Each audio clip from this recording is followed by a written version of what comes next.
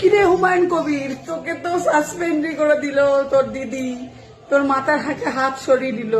বাবরি মসজিদ করবি না? কর, যা দেখি কি করে তুই বাবরি মসজিদ করিস।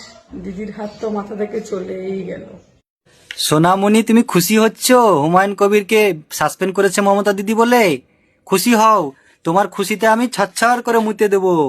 দাঁড়াও, হুমায়ুন কবির সাসপেন্ড হয়েছে তো কি হয়েছে, মসজিদ তো ওখানেই হবে, এই দেখো।